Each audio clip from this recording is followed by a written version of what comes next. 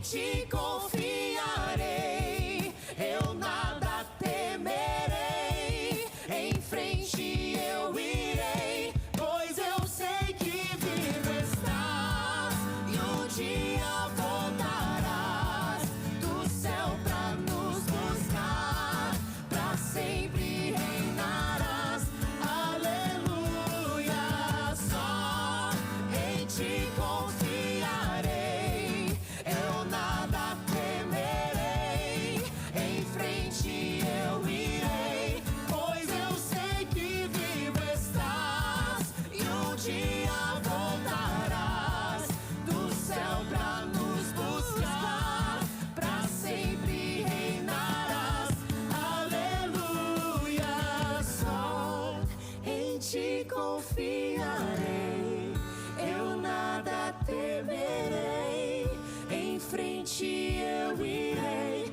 pois eu sei que vivo estás, e um dia voltarás do céu pra nos buscar, pra sempre reinarás, aleluia.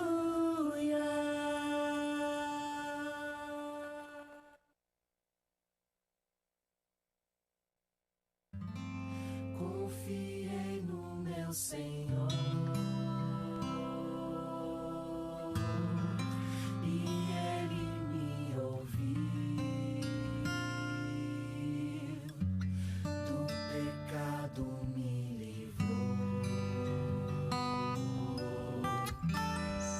e a vida em mim surgiu. Boa noite. Boa noite, igreja.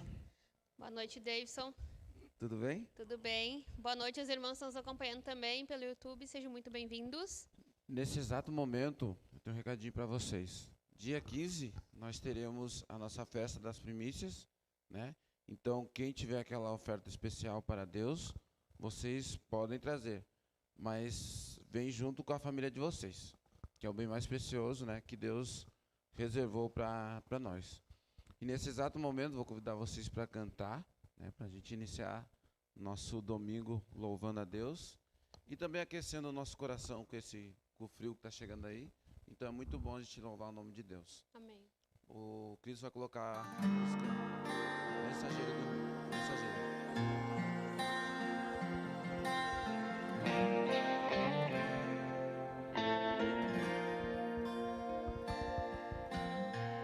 Tem dias que nem sei dizer, não tenho motivação. Eu sinto em mim uma dor sem fim, não sei dizer a razão. Consigo ainda, Jesus, buscar, os meus joelhos dobrar e orar, perante Deus me inclinar, chorar e abrir o meu coração, e abrir o meu coração.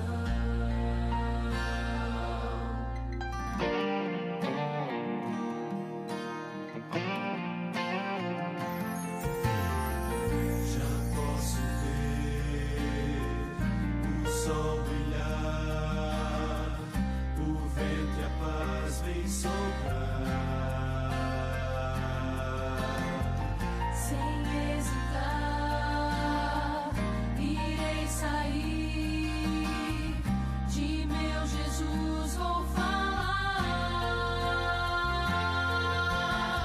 Sou mensageiro do Rei Senhor, sou testemunha do seu amor. Ao mundo inteiro vou proclamar que Jesus vai aqui voltar, que Jesus vai aqui voltar. Sou mensageiro do Rei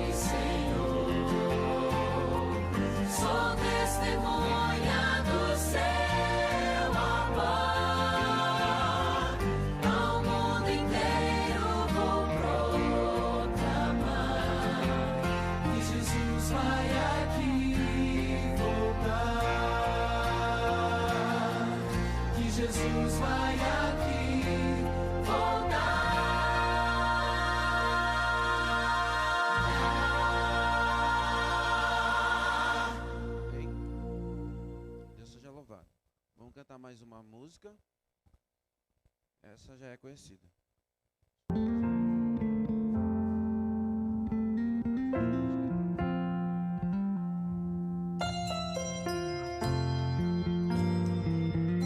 Eu só vale pra ouvir se a gente cantar. Então toda a igreja cantando junto com a gente. Na oração erguemos nossa voz ao céu, e Deus se inclina para nos ouvir. São tantos os anseios que queremos entregar, pois cremos em seu grande amor. Problemas se resolvem pelo seu poder. Enfermos são curados pela fé. Os lares destruídos são erguidos outra vez. A vida nova então se faz. Deus nos ouvirá, nossa voz atenderá, se com fé nos achegarmos aos seus pés. Santo é o nosso Deus, grande é o seu poder. Nosso coração humilde em contrição derramamos em suas mãos.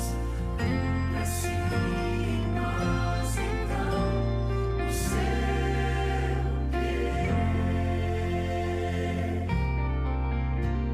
Aquilo que pedimos em favor de alguém, Deus sempre sabe como atender. Perante sua face, então, unidos como irmãos, clamamos com maior fervor.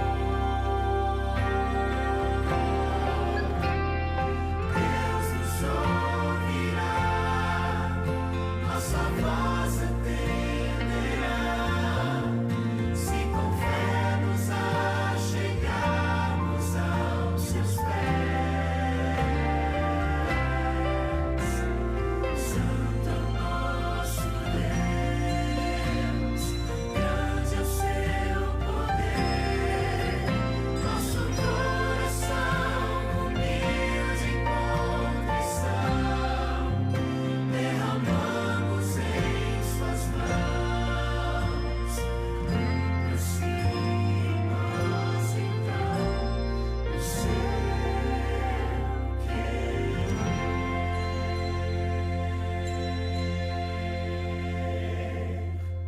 O Senhor já cumpriu, né, o dever dele com nós. Agora nós que temos que cumprir, né, o dever dele, nosso, com ele.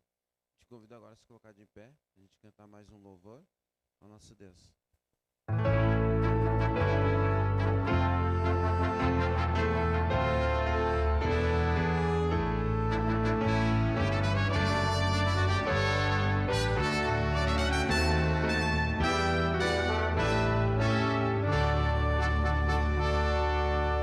Há um dever que Deus nos confiou, e a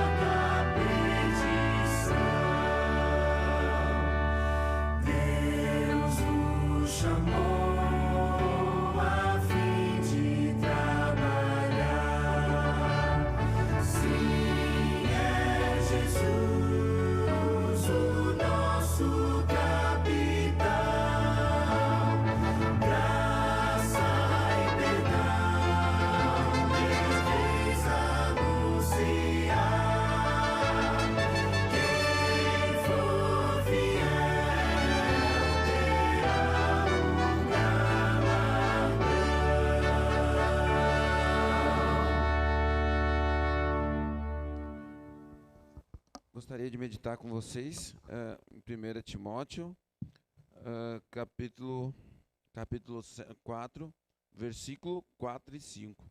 Diz: pois tudo que Deus criou é bom e recebido com ações de graça.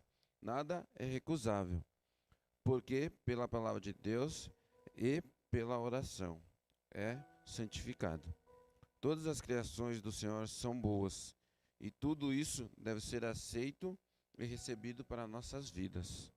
E, portanto, devem também render em agradecimentos. Então, tudo que o Senhor fez para nós e fará é bom, né? E sabendo que uma delas porque Ele nos criou. Te convido vocês, assim como estamos, para orarmos. Oremos. Querido Pai amado Deus, muito obrigado, Senhor, pela oportunidade de poder honrar e glorificar o Teu santo nome, Senhor. Queremos também te pedir uma bênção especial pelo pregador que vai trazer a Tua palavra para nós. Que possamos sair com ela gravada em nossa mente e em nossos corações. Perdoe nossos pecados, Senhor. Queremos te agradecer por cada família que está representada aqui nesse momento. E que o Senhor também possa estar com aqueles que não puderam vir à Tua casa. Obrigado, Senhor, por tudo, porque o Senhor nos cuida a cada momento da nossa vida. E te pedimos também, Senhor, pela nova semana que já se iniciou. Ela é desconhecida, mas o Senhor já vai à frente e já sabe o que vai acontecer. Te pedimos por tudo, Senhor, que o Senhor também possa abençoar os dizimistas e os ofertantes, que possa servir de pregação para o Teu Evangelho. Obrigado mais uma vez, Senhor. É isso te pedimos por tudo, em nome de Jesus. Te agradecemos. Amém.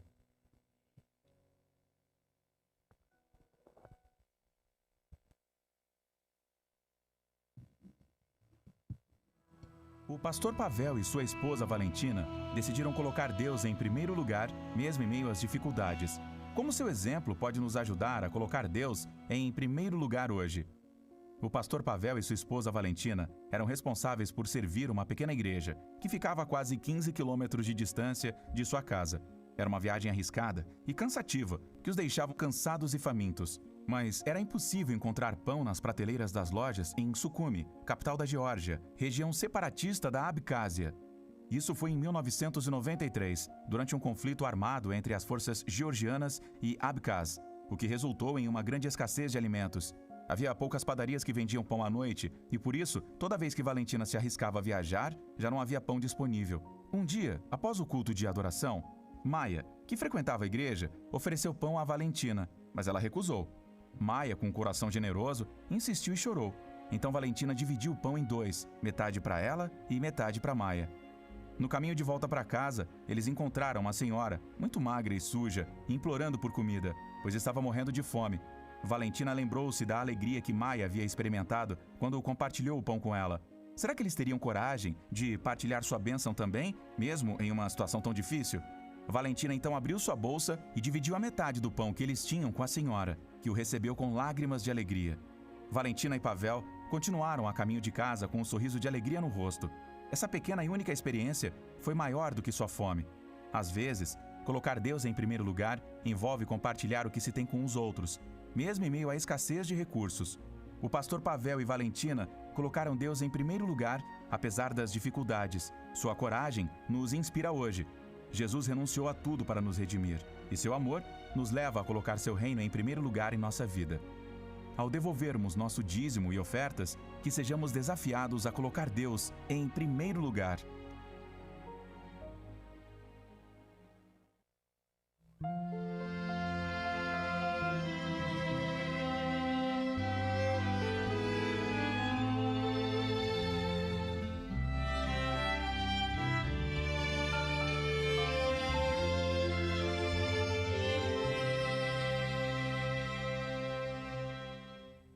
Quero ofertar, quero devolver, quero entregar tudo, enfim, de coração. Esse é o meu louvor, minha gratidão.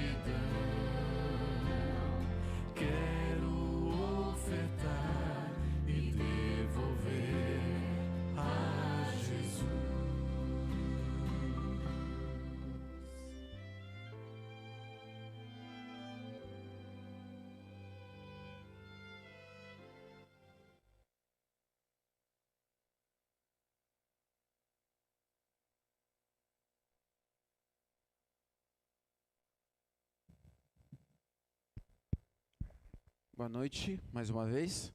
Para quem não dei boa noite, que chegou após. Quero mencionar para vocês o pregador da noite, é o Bruno.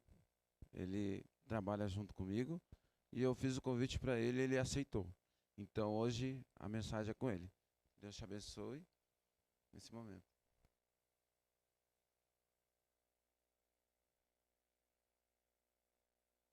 Shalom a todos os irmãos, uma boa noite a todos.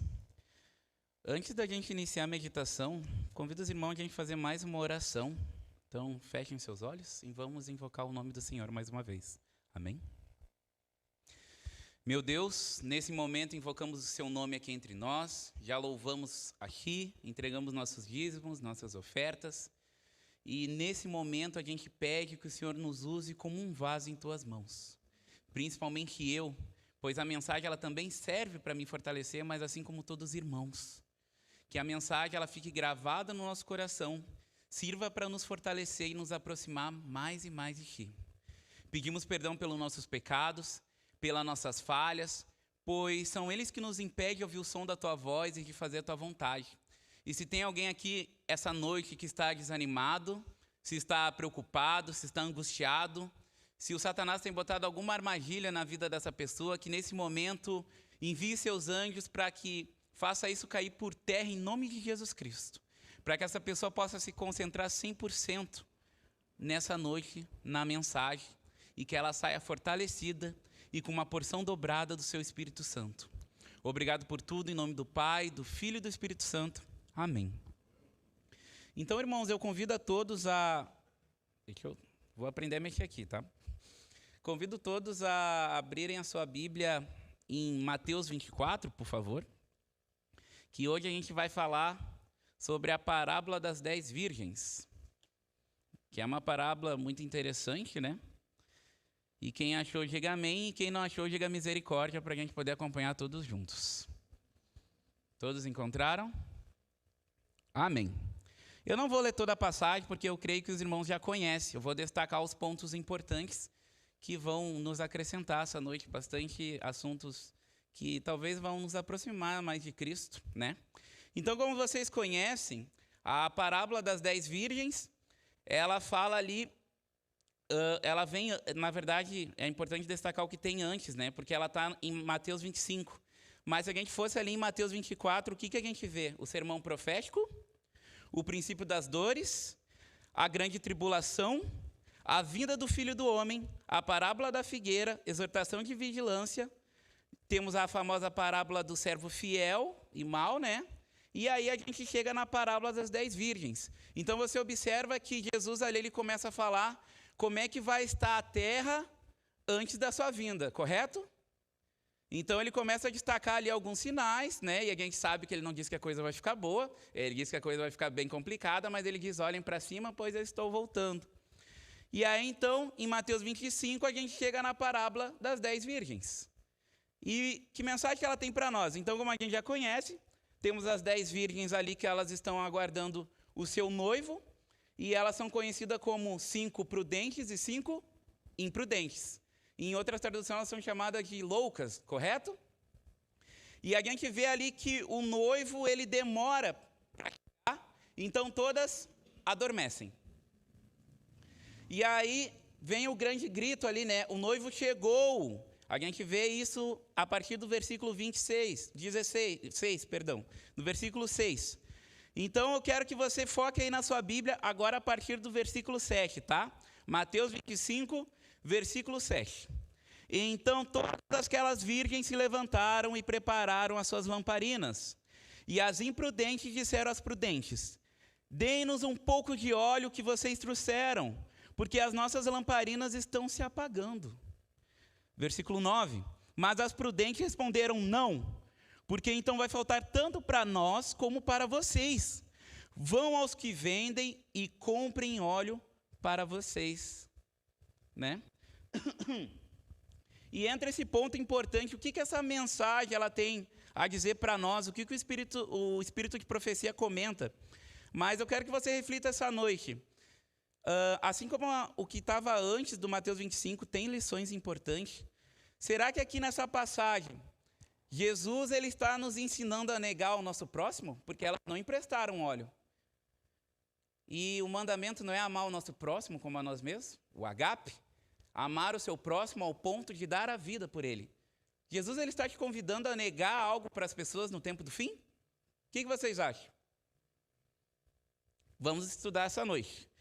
É interessante que quando a gente estuda, faz aquele estudo aquele para se batizar, tem o Ouvindo a Voz de Deus, tem aquele de Daniel, a gente aprende que esse óleo que as prudentes levaram a mais, ele representa o quê? O Espírito Santo. Só que o Espírito de profecia, é interessante que ele comenta que o óleo que elas levaram a mais representa outra coisa.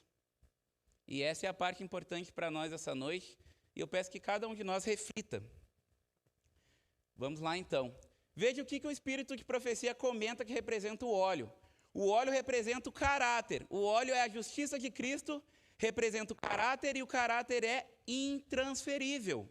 Ninguém o pode obter para outro.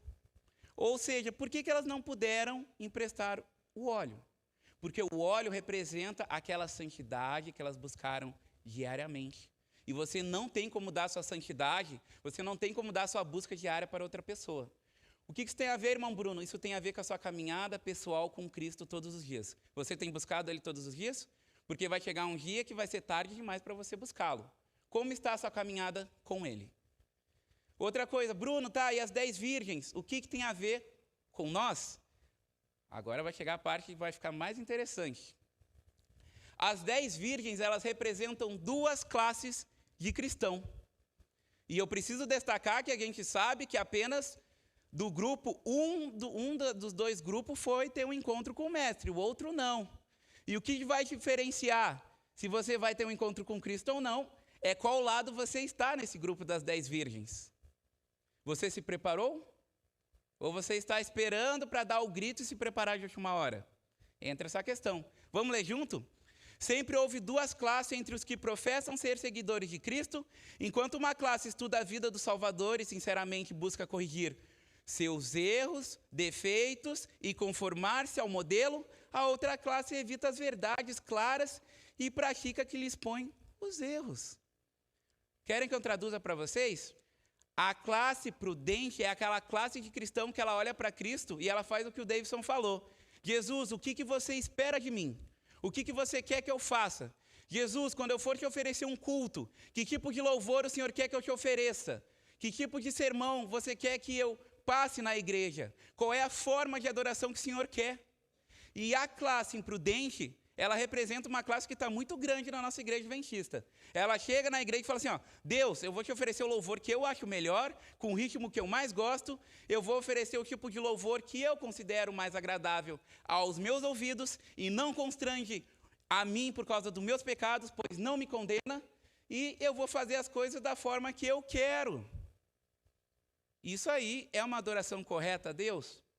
Eu vou mais a fundo. Se vocês forem no Patriarcas e Profetas do Espírito de Profecia, vocês vão ver uma coisa interessante, que eu acho até mais objetivo que essa. A Ellen White fala que existe 2 classes de cristão, e eu peço que vocês prestem atenção. Existem os descendentes de Abel e os descendentes de Caim. Os descendentes de Abel representam a classe das virgens prudentes.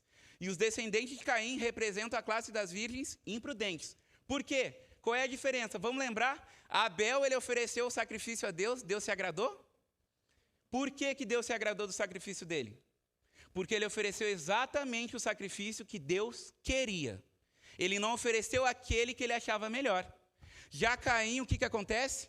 Ele oferece o sacrifício que ele achava melhor, Deus não se agrada, ele fica irado com Deus e persegue aquele que tenta fazer a coisa certa. Ou seja, o Caim, ele representa a classe de cristão que quer modificar as coisas na igreja e não quer fazer a vontade de Deus. Ele quer fazer aquilo que ele acha melhor.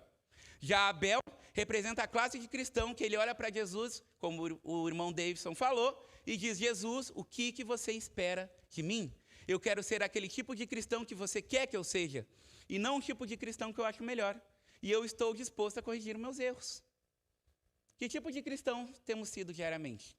Porque, sinceramente, Ano passado eu vi uma frase de uma pessoa que ela é muito influente na igreja, e ela falou assim: olha, se existe algum sermão na igreja que te constrange por causa do seu pecado e te deixa envergonhado, isso aí não vem de Deus, isso vem de Satanás, e essa pessoa está sendo usada pelo inimigo para te constranger.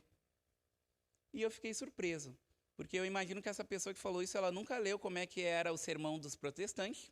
Essa pessoa nunca deve ter lido como é que deve ter sido, como foi o sermão de Pedro, assim que ele recebeu o Pentecoste, porque foi um sermão de exortação.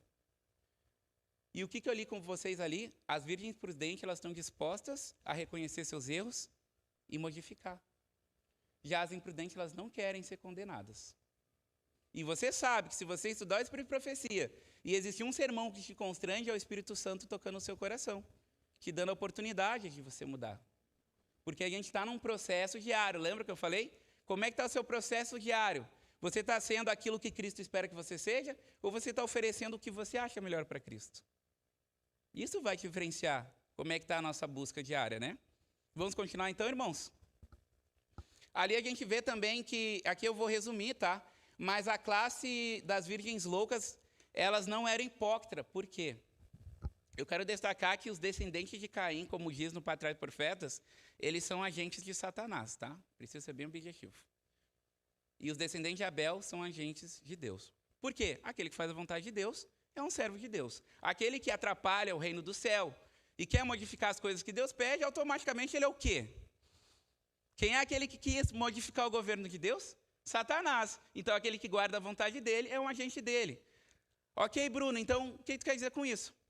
Talvez a gente, diante das nossas atitudes, a gente vai definir se a gente é um agente de Deus ou de Satanás. Pronto. Só que eu preciso deixar claro que as virgens loucas e as virgens sábias são cristãs. Os descendentes de Caim e os descendentes de Abel também são cristãos. A diferença é a forma de adoração que eles oferecem e a sua vida pessoal e como está seu coração internamente. Ok? Só que você tem que entender que as virgens loucas e os descendentes de Caim, eles pregam, eles louvam, eles têm cargo na igreja, eles fazem trabalho missionário, mas o que está impedindo ele de ser aquilo que Deus quer? Ele não oferece exatamente o que Deus pede. A fé dele, a adoração dele é baseada na sua vontade pessoal. Bruno, por que está falando isso? Porque hoje a gente vê que a nossa igreja ela tem a questão de sermãos coach, que as pessoas gostam, elas não gostam de sermão de exortação, elas não gostam de louvores muito lento, elas vão com base naquele louvor que elas gostam. E é interessante que se a gente pensar, Cristo ele te convida para sair do mundo. E lá no mundo tinha suas coisas. A vida com Cristo é nova. Mas daí quando a pessoa ela entra na igreja, eu gostava de um rock, de uma legião urbana, eu gostava de uma coisa mais agitada. Aí ele entra na igreja, louvor de rock. Eu gostava de um sambinha, temos louvor de samba. Eu gostava de uma festa pagã. Temos festa pagã gospel. Isso é de Deus. Isso não é tu querer modificar algo com base no seu gosto pessoal? Se você buscar nas Escrituras qual é a vontade de Deus, e se você estuda Espírito de Profecia, você vai saber que existe um livro chamado Música e Adoração, da Ellen White, que fala exatamente o tipo de louvor que Deus gosta. Exatamente o tipo de louvor que Ele espera que você louve a Ele. E aí você vai ver que às vezes é bem diferente do seu gosto pessoal.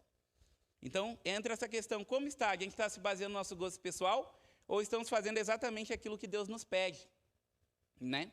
Então, a gente é representado pelas essas virgens, né? Continuando. E aqui a gente vê que por um bom tempo não se nota a diferença, porque elas são cristãs, todas elas, só que o que vai diferenciar das virgens loucas e as imprudentes, descendentes de Caim e Abel? Só um grupo vai ter um encontro com o noivo. É aquele grupo que buscou diariamente. Aquele grupo que estava disposto a ser um imitador de Cristo e não ser aquilo que ele achava melhor. Como é que está a nossa vida pessoal? E existe um plano de Satanás, gente. Isso aqui é muito interessante. Sabia que... Espírito de Profecia, tá? Sabia que é um plano de Satanás para que você não receba tantas mensagens de exortação na igreja? Sabia que é um plano de Satanás para que você receba mensagens que digam: está tudo muito bem, continue como está, viva a sua vida do jeito que está, continue fazendo coisas erradas, tudo bem? Isso é um plano de Satanás, para vendar seus olhos e você não buscar ser um imitador de Cristo. Você apenas buscar o seu gosto pessoal. Bruno, Sim. Quando a gente vê aquela passagem de Jesus salvando aquela mulher que era prostituta, ele vai lá, salva ela de ser apedrejada, ele olha para ela e fala assim, olha, eu te salvei, mulher, mas pode continuar com a tua vida. Ele fala isso para ela. O que ele diz? Vai e não peques mais. Isso não é um convite para você mudar o seu estilo de vida? Mas se fosse esses cristãos descendentes de Caim, talvez eles fossem dizer para assim, olha, vai, continua fazendo o que tu faz aí da tua vida, só que tu pode mudar o termo e botar assim, o que tu faz agora é gospel. É para um grupo de pessoas santas. Modifica, continua fazendo o que tu faz, mas modifica a palavra para que a tua consciência não pese, tá? E não liga para os outros, não é para ninguém julgar ninguém. É engraçado também que essa pessoa que me falou que se existe sermões que te constrange por causa do seu pecado, essa pessoa também falou assim, porque todos somos pecadores e Deus não chama todos para pregar. O Espírito de Profecia não diz isso. Ele diz que todo aquele que nasceu das águas, ele é um novo missionário e está pronto para pregar o evangelho. Só que daí eu olhei para essa pessoa e falei assim, poxa, então se ninguém pode julgar ninguém, porque na verdade eu acho que a mensagem de exortação não é julgação, é que apontar para Cristo e é aquela vontade é a vontade dele que ele espera de você. E aí eu perguntei para ele assim, poxa, se nenhum pecador pode pregar e dar mensagem de exortação, me diz quem é o personagem da Bíblia que não tinha pecado. Se o próprio Adão saiu do jardim por causa do pecado, e ele era um pregador. Qual o personagem da Bíblia que não tinha pecado? Só Jesus Cristo. Será que está certo, então, esse tipo de pensamento? Está correto? Depois, quando você chegar na sua casa, abre em Atos 2 e vai lá ver como é que foi a primeira pregação de Pedro. Por favor, pesquise na sua casa. E depois me diga, pede o meu WhatsApp para o irmão Deison e me diga assim, ó, Pedro ele pregou prosperidade, Bruno, tu está completamente errado. Eu desafio você a ver se não era uma mensagem de exortação. Continuando, irmãos, então, é um plano de Satanás, tá? Ó. Os acontecimentos ligados ao final do tempo da graça, a obra de preparo para o período de angústia, acham-se claramente apresentados. Multidões, porém, não possuem maior compreensão dessas importantes verdades do que teriam se nunca houvesse sido revelada. Ali é o foco, tá? Satanás vigia para impedir toda a impressão que os faria sábio para a salvação. Satanás ele se esforça para que você não preste atenção no que é importante. E o tempo de angústia os encontrará sem o devido preparo. Já estamos no fim, tá, irmão? Não se preocupem.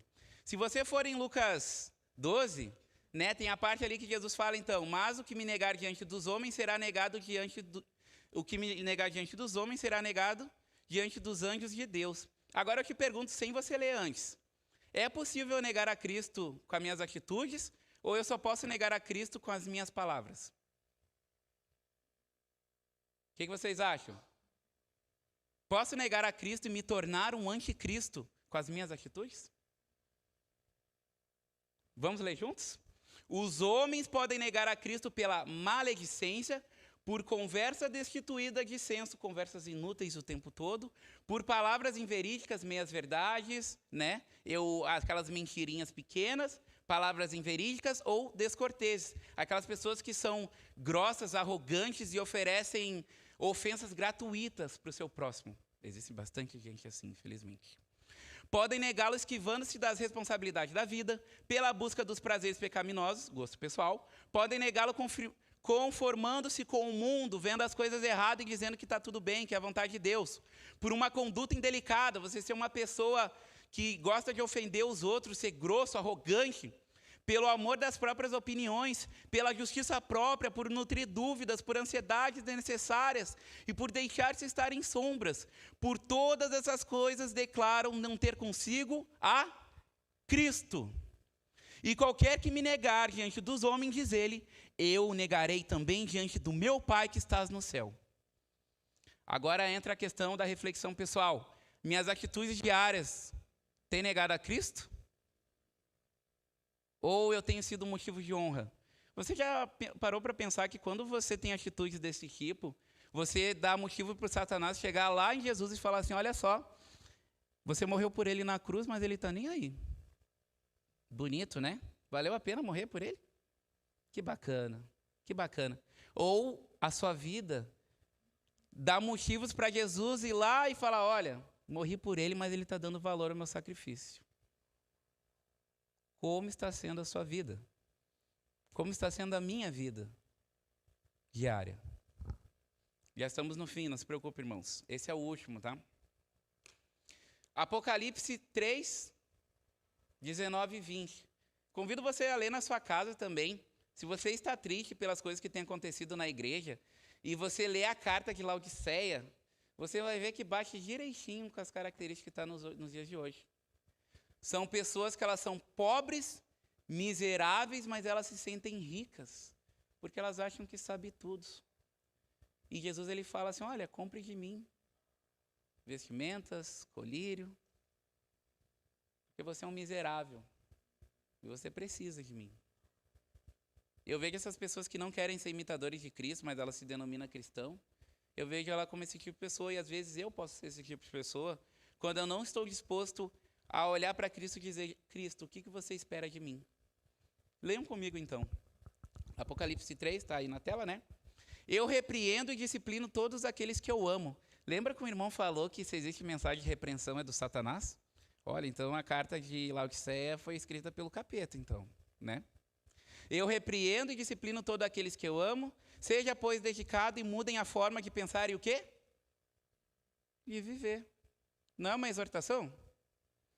E escutem, eu estou à porta e bato. Se alguém ouvir a minha voz e abrir a porta, entrarei em sua casa e comerei com ele e ele comerá comigo.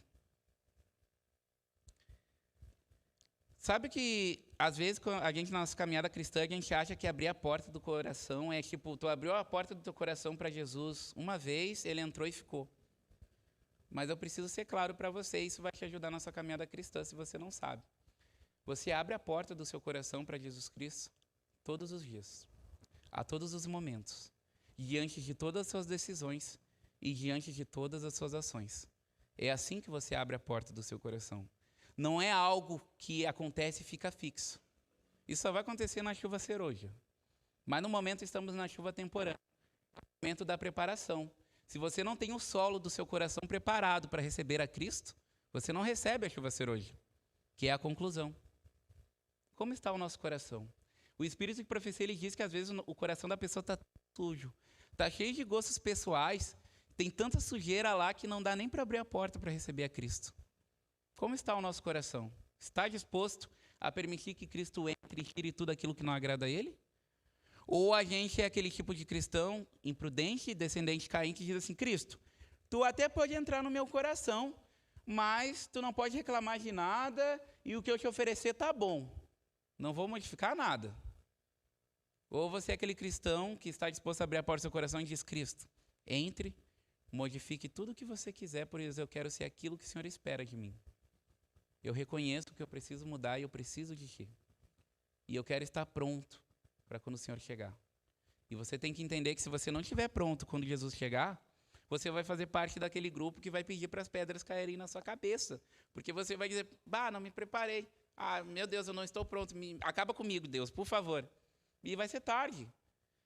E Jesus Cristo, eu acho tão bonito que o patriarca profeta diz que Jesus ele já venceu. Ele já venceu. Sabe o que o patriarca profeta diz? Que quando Jesus ele morreu na cruz, o universo todo gritou. Gente, o universo todo. Todos os anjos, todos os mundos, todos os seres viventes, quer sejam os pequenos, os grandes, todos eles gritaram com um grito triunfante que Jesus venceu. Jesus ele já venceu. Mas vai depender do teu estilo de vida, se você quer receber essa vitória que ele conquistou por você.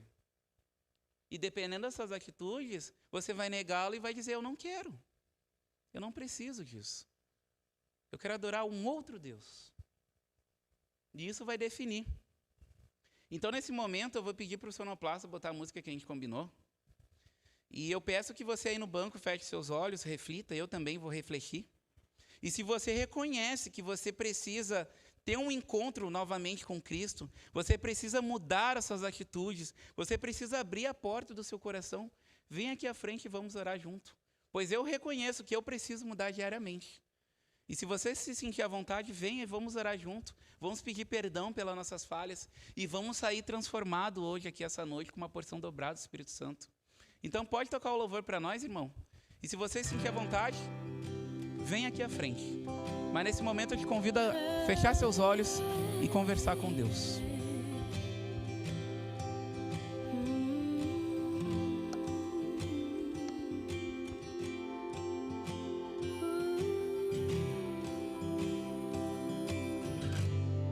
Peço perdão, sei não sou bom, tudo que toco vejo desmoronar. Eu por mim mesmo só vejo aquilo que destrói, castelo feito brasas, se esvaindo pelo chão. Mas eu sei, tu és o meu socorro,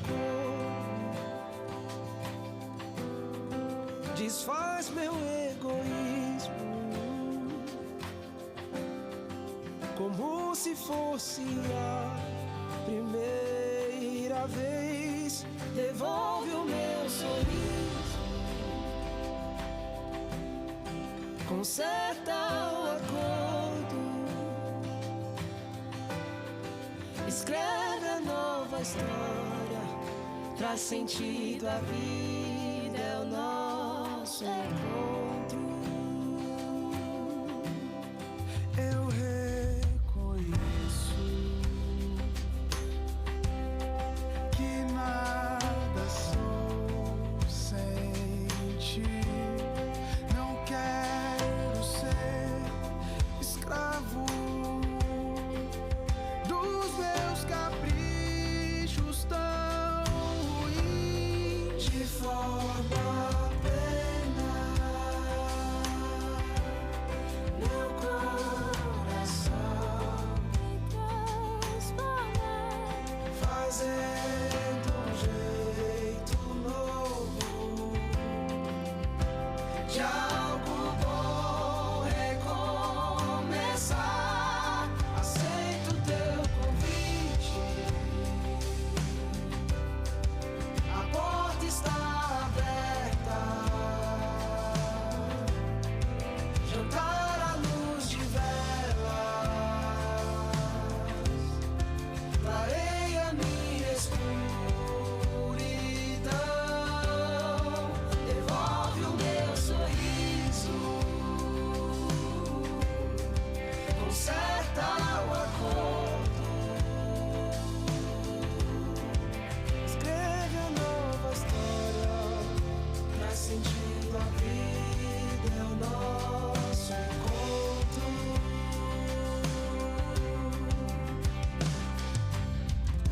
Se eu errar, vem me fazer renovo. Se eu me afastar, vem me encontrar de novo. Se eu errar. É interessante, gente, essa mensagem, porque eu digo assim, ó, o Davidson trabalha comigo, sabe? E as pessoas sempre dizem, Bruno, tu parece uma pessoa tão calma, tão tranquila. E eu sempre olho e digo assim, olha, é Cristo que me transformou.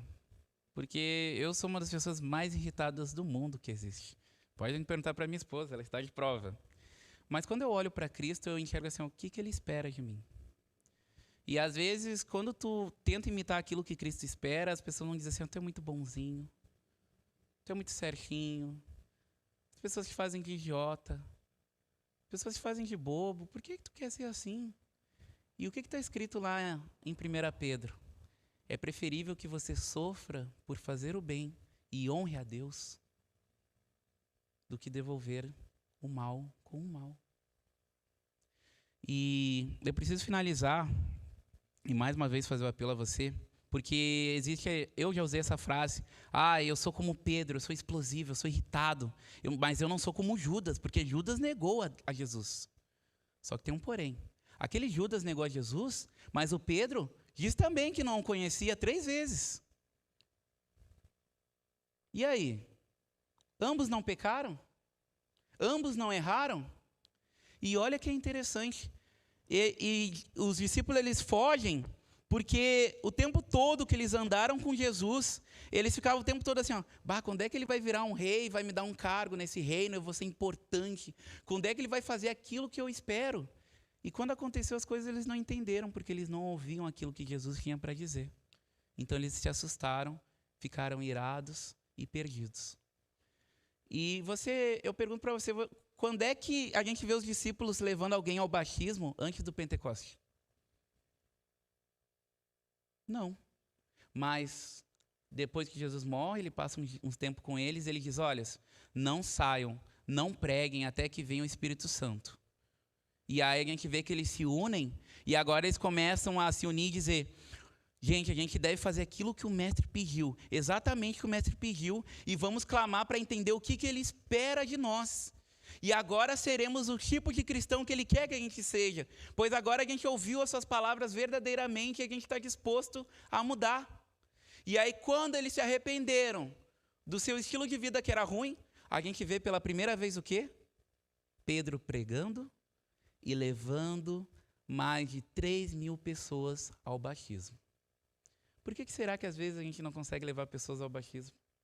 Será que ainda não falta essa mudança dentro de nós? Será que a gente não está se permitindo ser um instrumento nas mãos de Deus? E eu preciso ser objetivo, e você precisa ser realista com a sua resposta. No seu coração, qual Pedro tinha mais chance de ser salvo e ter um encontro verdadeiro com Cristo? O antes ou depois do Pentecoste?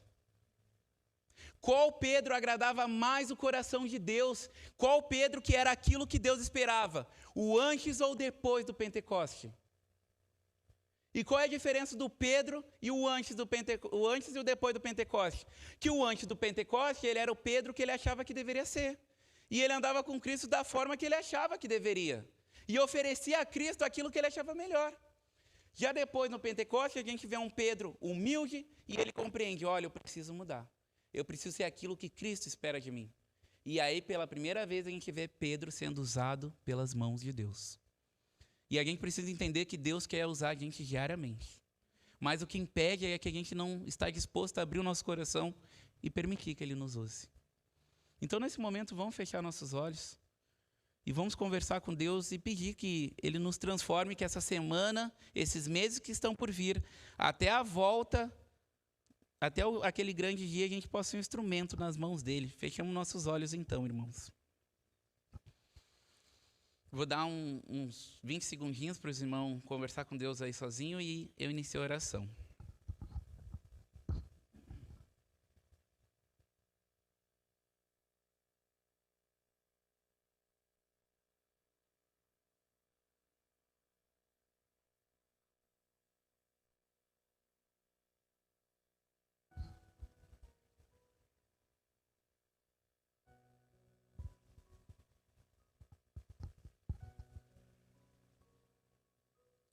Jesus, nesse momento estamos aqui na Tua presença e invocamos o Seu nome aqui entre nós mais uma vez. A mensagem ela foi trazida e creio que todos nesse momento estão com o mesmo sentimento. Somos pecadores, miseráveis e precisamos que o Senhor nos molde. Precisamos ser lavados pelo Seu sangue e precisamos de uma transformação diária e reconhecer que somos falhos e precisamos buscar aquilo que o Senhor espera da gente. Só que essa decisão, ela não pode ser tomada apenas hoje, mas ela deve ser tomada a todo instante, a todo momento, todos os dias, todos os meses, semanas, até o Senhor voltar. Pois é um processo até que a gente seja aquilo que o Senhor espera da gente completamente. Mas para isso a gente precisa daquela preparação diária. A gente precisa buscar a santidade, ter um encontro contigo todos os dias, Deus. E a gente precisa ser sincero contigo. O jeito que está o mundo hoje em dia, a rotina, as coisas que acontecem, Satanás ele influencia tudo para que diminua o nosso tempo e quando a gente chega em casa a gente esteja cansado, desanimado, frustrado, sem energia. Mas a gente precisa vencer esse sistema, Deus, e te buscar o tempo todo. A gente precisa ser como Enoque, que conversava contigo todos os dias e estava com o Senhor sempre no pensamento. E diante de todas as nossas decisões, antes da gente fazer aquilo que a gente quer, a gente deve parar e perguntar: Jesus, o que o Senhor quer que eu faça diante dessa situação? Independentemente se for diante da injustiça, se for diante do medo, das incertezas, da raiva, a gente deve parar e perguntar: Jesus, o que o Senhor espera de mim? Mesmo que as pessoas nos julguem, nos condenem, digam que a gente é idiota, ou até diga que a gente não está fazendo a tua vontade, pois o Senhor também foi chamado de uma pessoa ruim, uma pessoa que não estava dentro dos planos de Deus. O Senhor foi perseguido. E o Senhor também nos anunciou que no tempo do fim seríamos perseguidos. E que é minoria o povo que é eleito e é separado por ti. Só que tem um porém, Jesus. Só porque diz que o amor irá esfriar, que as pessoas irão ficar mais bravas e ruins, essa profecia ela não precisa se cumprir em nós. Não é necessário, Deus, que a gente passe por isso. Então, por isso, nesse momento, todos nós, em uma só voz, num só coração, a gente pede: Jesus, nos perdoe pelos nossos pecados, nos perdoe pelas nossas falhas, pelos nossos erros, por muitas vezes a gente não oferecer aquela adoração que o Senhor quer, mas aquilo que a gente acha melhor. Nesse momento, Deus, a gente está disposto a ser modificado por Ti.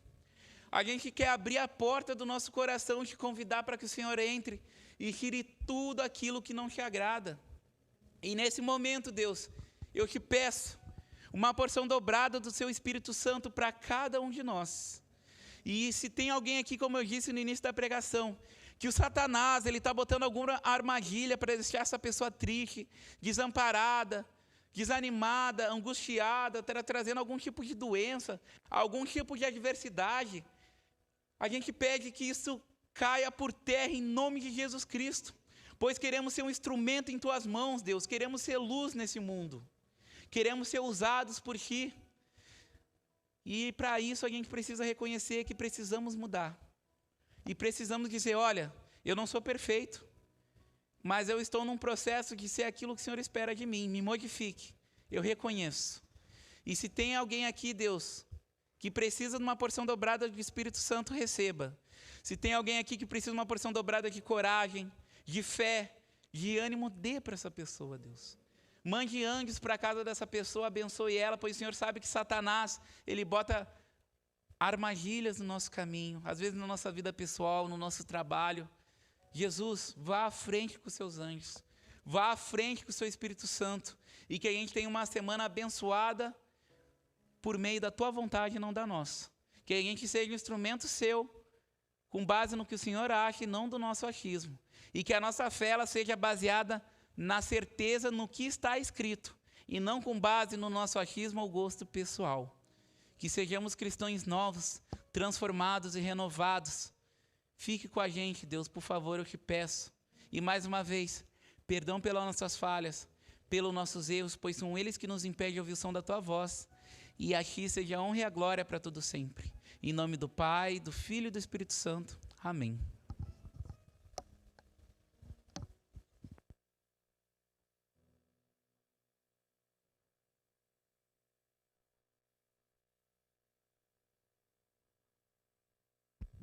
Obrigado, Bruno, pela mensagem. Que Deus abençoe você e essa família. E o Bruno estará à porta ali para se despedir de cada um de vocês. Uma ótima semana e até quarta-feira.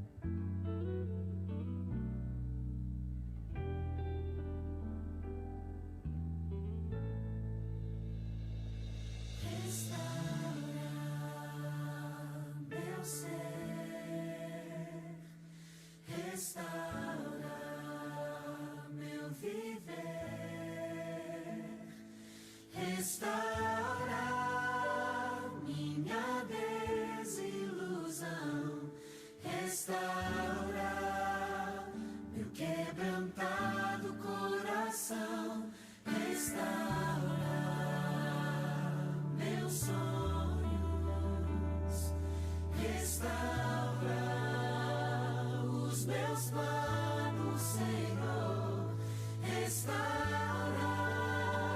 minha vida por completo, para que todos saibam que tu és meu Deus, porque teu é o poder e o louvor, porque tu és a paz e o amor. A ti toda honra e glória rendemos, Senhor. Grandioso é teu agir em nossas vidas.